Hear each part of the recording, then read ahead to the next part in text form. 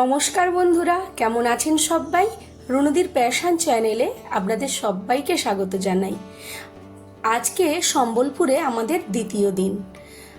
আমরা প্রথম দিন বলেছি যে আপনারা সবাই দেখেছেন, প্রথম দিন আমরা গেছিলাম হীরাকুদ বাঁধ আর সম্বলেশ্বরী মায়ের মন্দির।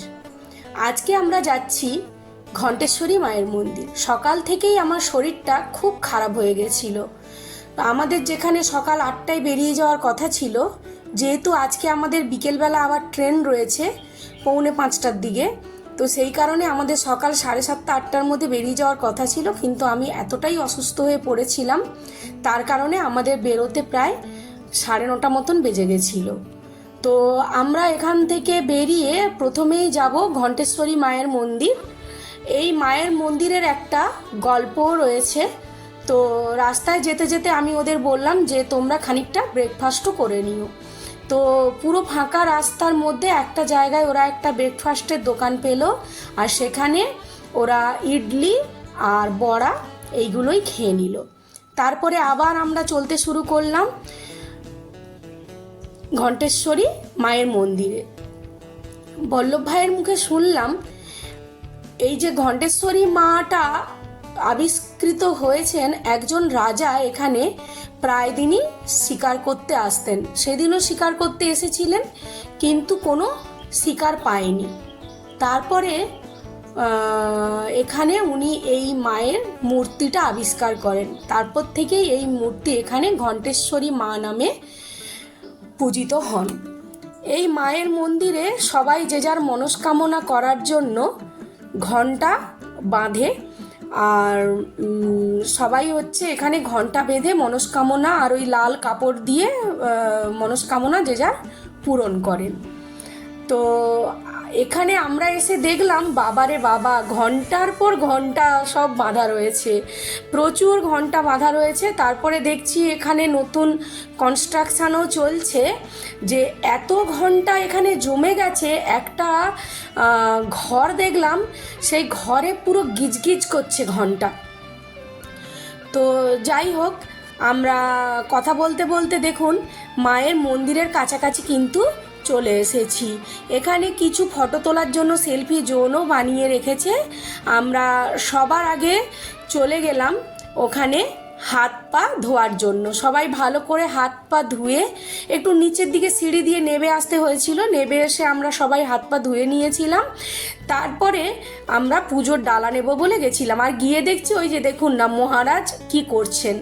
এখানে বল্লভ ভাই আর আমার হাজব্যান্ড দুজনে মিলে পুজোর ডালা নিয়ে নিয়েছিল, কারণ আমার শরীরটা তো ভালো ছিল না, আর এমনিতেও আমি পুজোর ডালায় হাত দেবো না। আর ওই দেখুন ঘণ্টেশ্বরী মায়ের মন্দিরে ঢোকার মুখেই কত ঘন্টা ঝোলানো আছে। ওই ঘন্টাগুলো আমরা সবাই বাজিয়ে বাজিয়ে ঢুকছিলাম। যেহেতু মায়ের মন্দিরের পুরো সামনে থেকে ফটো নেওয়া যাবে না, তাই আপনাদের সঙ্গে দূর থেকেই শেয়ার করলাম। ওই যে অরেঞ্জ কালারের ওয়ালটা দেখতে পাচ্ছেন, ওর পাশ দিয়ে যেটা আছে ডান সাইডে, ওখানেই ছোট্ট করে একটা মায়ের মন্দির। ওখানে একটা বড় গাছ আছে, অশ্বত্থ আর বট গাছের মিশি একটা গাছ রয়েছে, ওই গাছের তলাতেই মায়ের নিবাস। তো যাই হোক, আমাদের পুজো দেওয়া হয়ে গেছে, দেখতেই পাচ্ছেন কত ভিড়, বিশাল বড় লাইন দিয়ে আমরা পুজো দিলাম। প্রায় 12টা বেজে গেছে। দিয়ে আমরা ওখানেই মায়ের মন্দিরের ডুরিটা হাতে বেঁধে নিলাম, আর পুতু সবার হাতে ডুরিটা পরিয়ে দিচ্ছেন। আর আমরা যেই দালানটায় বসে আছি, ওখানেই একটা জায়গা তৈরি হচ্ছে। এই যে যত ঘন্টা পড়েছে না মায়ের মন্দিরের, সব ঘন্টাগুলোকে বল্লভ ভাই বলল যে একদম গলিয়ে একটা বিশাল বড় ঘন্টা করা হবে। তার জন্যেই এই কনস্ট্রাকশনটা তৈরি করা হচ্ছে। আর যেহেতু মায়ের মন্দিরটায় প্রচুর ভিড় হয়, তো সেই কারণে এই জায়গাটাকে পুরো রেডি করে, আর ওই বড় ঘন্টাটা পুরো সব গালিয়ে রেডি করে এখানে ঝোলানো হবে। একটাই ঘন্টা তৈরি করা হবে, কারণ অনেক ঘন্টা জমে গেছে।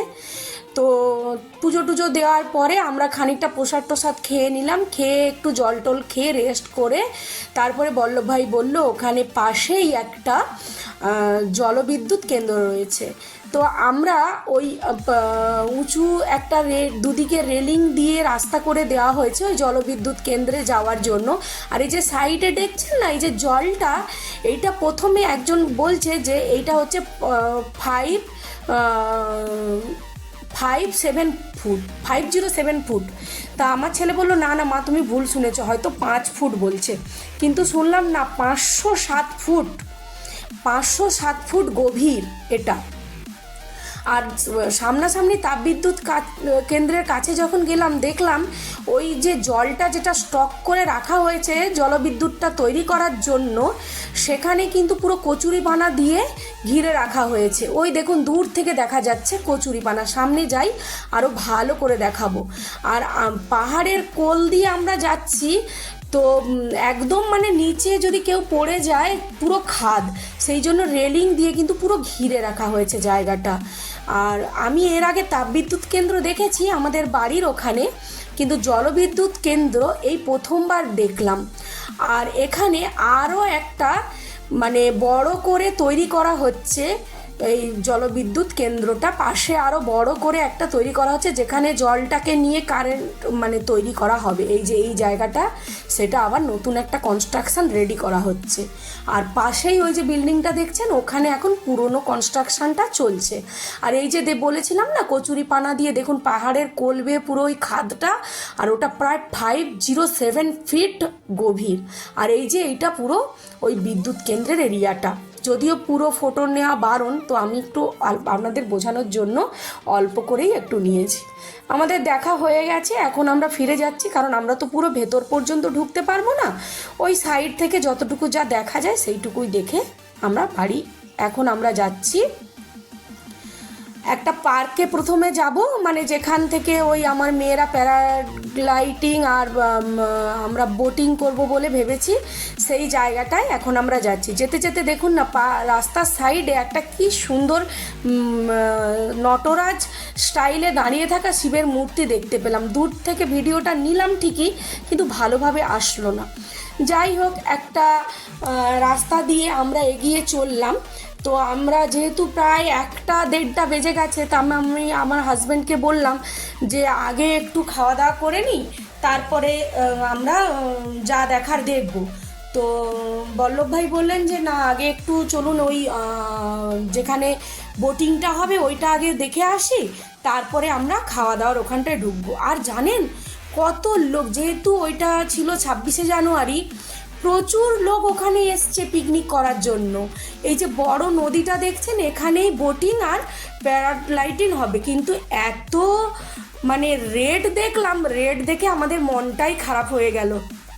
কারণ ওই ওটা তো এমনিতেই আমার একটু ভয় লাগছিল যে ওকে প্লেন বা হেলিকপ্টার থেকে বোধহয় ছুঁড়ে দেওয়া হবে, আর ওই একটা বোট থাকবে ওর সঙ্গে সঙ্গে, ওটা আমার এমনিতেই ভয় লাগছিল। আমি মন থেকে চেয়েছিলাম ও যাতে না ওটা করতে পারে, মেয়ে খুব উৎসাহিত ছিল ওটা করার জন্য।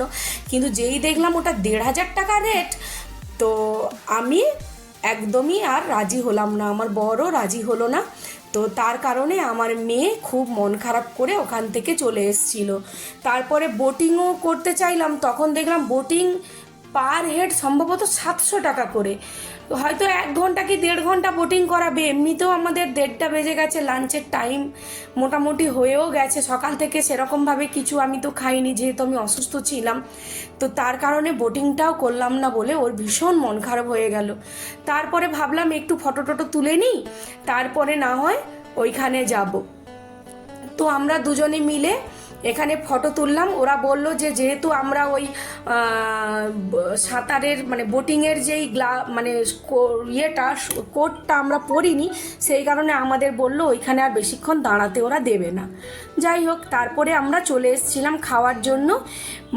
এই যে রেস্টুরেন্টটার কাছে এসেছি, প্রথমে সত্যি বলছি বিশ্বাস করুন, রেস্টুরেন্টটা বাইরে থেকে দেখে আমার একদমই মনে হচ্ছিল না যে রেস্টুরেন্টটা ভালো হবে, কিন্তু এত ভালো রেস্টুরেন্ট আমি কল্পনাও করতে পারিনি। ভেতরে ঢুকে আমি দেখলাম পুরো একদম এলাহি ব্যাপার স্যাপার, 2 রকম কেবিন আছে বসার জন্য। তো আমরা একদম এই সোফা স্টাইলের কেবিনটায় ঢুকে গেলাম, খুব সুন্দর। এখানে আমরা যেহেতু ছিলাম 6 জন, তাই 6 জনের আমরা একটা বড় টেবিল নিয়ে নিলাম।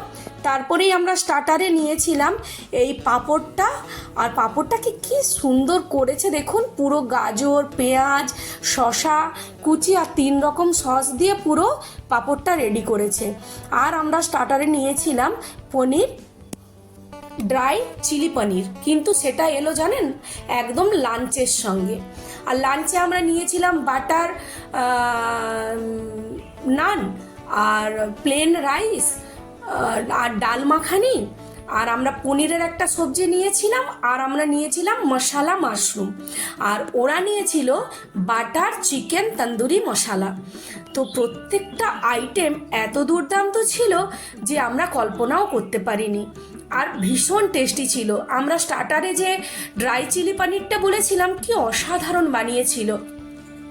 তা আমি আমার হাজব্যান্ডকে বলেছিলাম যে ট্রেনে আমরা রাতের খাবারটা নিয়ে নেবো, কারণ আমাদের পৌঁছতে পৌঁছতে ভুবনেশ্বরে প্রায় রাত 11টা হয়ে যাবে। তো আমি বললাম যে ওখানে কি পাবো না পাবো, এখান থেকে নিয়ে নেব। তো ও বললো এখান থেকে খাবার নিলে যদি খাবারটা নষ্ট হয়ে যায়, কারণ প্রচণ্ড গরম পড়েছিল, আর আগেই আপনাদের বলেছি আমাদের এসির টিকিট ছিল না, সেই কারণে আমরা রাতের খাবারটা আর নিলাম না। যাই হোক, গল্প করতে করতে কিন্তু আমরা চলে এলাম হীরাকুদ বাঁধ। এখন আমরা হীরাকুদ বাঁধের একটা সাইড কালকে দেখেছি, আর এটা আমরা উল্টো দিকের আরেকটা সাইডে এলাম। এই সাইডটা দেখুন কি অপূর্ব সুন্দর দেখতে। আমরা এখন ওপর থেকে দেখছি, তো বল্লভ ভাই বলল নিচে গিয়েও ওটা একদম সামনে থেকে দেখা যাবে। কালকে যে টাওয়ারটায় উঠেছিলাম দেখুন এখানেও একটা টাওয়ার রয়েছে, তবে আমি বললাম আজকে আর এই টাওয়ারটায় উঠবো না, কারণ এমনিতেই আমার ডিহাইড্রেশন হয়ে গিয়ে শরীরটা আমার প্রচণ্ড পরিমাণে দুর্বল ছিল, আর কালকের ওই টাওয়ারটা প্রায় উঠতে আমার দম বেরিয়ে গেছিলো, তাই আজকে আমি বললাম আর যাব না। তো আমরা কি করলাম, এখানে ছোট্ট একটা পার্ক ছিল, সেই পার্কটায় খানিকটা ঘুরে নিলাম। তারপরে আমরা যে অটোটা বুক করেছিলাম সেই অটো ধরে আমরা ওই একদম হীরাকুদ বাঁধের নিচের রাস্তাটায় চলে যাব। ওখানে গিয়ে একদম কাছ থেকে ওই ড্যামটাকে আমরা দেখব এবং আপনাদেরকেও দেখাবো। তো চলুন আমরা এখন ওই ড্যামটার কাছে চলে যাই। তার আগে বল্লভ ভাই বলল যে চলুন আমরা সবাই মিলে একটু আইসক্রিমও খেয়ে নিই। তো পার্কটা আমরা সবাই ভালো করে ঘুরে টুরে আর আইসক্রিম খেতে খেতে ওই ড্যামটার কাছে হেঁটে হেঁটে আমরা পৌঁছে যাব। কারণ কি অটোটা একদম ড্যামের কাছ পর্যন্ত যেতে দেবে না, অটোটা আমাদেরকে প্রায় 60-70 হাত দূরে নামিয়ে দেবে। তো আমরা এখানে পার্কটার মধ্যে খানিকটা ফটোশ্যুট করে নিলাম, করে টোরে আমরা এইবার সেই ড্যামের কাছে যাব। তবে কাছ থেকে দেখতে এত অপূর্ব লাগবে সেটা আমরা ভাবতেও পারিনি। আমরা যখন আইসক্রিম খেতে খেতে হাঁটতে হাঁটতে ওখানে যাচ্ছিলাম তখনও ভাবিনি যে একটা কি অপূর্ব দারুণ সুন্দর জিনিস আমরা দেখতে চলেছি। তবে যদি আপনারা সম্বলপুর ট্যুর কখনো করেন তাহলে কিন্তু আপনারা ডাইরেক্ট হাওড়া থেকে ট্রেন ধরে সম্বলপুরে চলে আসতে পারবেন, এবং 2 দিন ট্যুর করলেই যথেষ্ট। মানে 1 রাত আর 2 দিন করলে আবার আপনারা ওই দিন রাতেই ট্রেন ধরে হাওড়ায় ফিরে যেতে পারবেন। তো মোটামুটি খরচাও আপনাদের একদম সাধ্যের মধ্যেই থাকবে। দেখেছেন ওই ড্যাম্পের যেখান থেকে জলটা ছাড়া হয় কি অপূর্ব লাগছে। ওই পাশটা পুরো জল আর এটা বাঁধ, আর এই দিকটা খালি এরিয়া। যখন প্রয়োজন হয় তখন এই খালি এরিয়াটাতে জল ছেড়ে দেওয়া হয়। আজকের ভিডিওটা যদি আপনাদের ভালো লাগে তাহলে ভিডিওতে একটি লাইক দেবেন, আর আমার চ্যানেলে যদি নতুন বন্ধু হয়ে থাকেন তাহলে প্লিজ প্লিজ প্লিজ বন্ধু আমার চ্যানেলটা সাবস্ক্রাইব করবেন। আমরা ওই যে লাস্ট রাস্তা পর্যন্ত দেখতে পাচ্ছেন, ওই যে ঘেরা, ওই পর্যন্ত কিন্তু এখন আমরা যাব। আর একদম আমরা বাঁধের গায়ে যে রাস্তাটা, ওই রাস্তা দেখছেন একটা উঁচু বাঁধ দেওয়া আছে আর নিচে ড্যাম, ওই রাস্তাটা পর্যন্ত কিন্তু আমরা পুরো গেছিলাম, পুরো কমপ্লিট করেছি। এত দুর্দান্ত লাগছে, ছবিতে নিশ্চয়ই আপনাদের খানিকটা হলেও বোঝাতে পেরেছি। আমরা যেমন আনন্দ করলাম আপনারা নিশ্চয়ই আনন্দ করেছেন। আর যদি কখনো আপনাদের যাওয়ার ইচ্ছে থাকে তাহলে কিন্তু আপনারা ওইভাবেই যেতে পারেন, খুব একটা কস্ট পড়বে না, রিজনেবল রেটের মধ্যেই আপনাদের ঘোরাটা হয়ে যাবে। তবে কেনাকাটি সেরকম কিছু যদি মনে হয় একদম বুঝে ছোট ছোট দোকানে করবেন, বেশি বড় দোকানে ঢুকতে যাবেন না, তাহলে কিন্তু ওরা অনেক কিছু এসি সব কিছুর দাম ধরে নিয়ে একেবারে গলা কেটে নেবে। তো আমি কি কিনেছি পরে ভিডিওতে দেখাবো। যাই হোক, 2 দিনের ট্যুরটা আমাদের খুবই ভালো হয়েছিল। এখন আমরা বাড়ি ফেরার জন্য সম্বলপুর স্টেশনে চলে এলাম, এবার বাড়ি ফেরার পালা।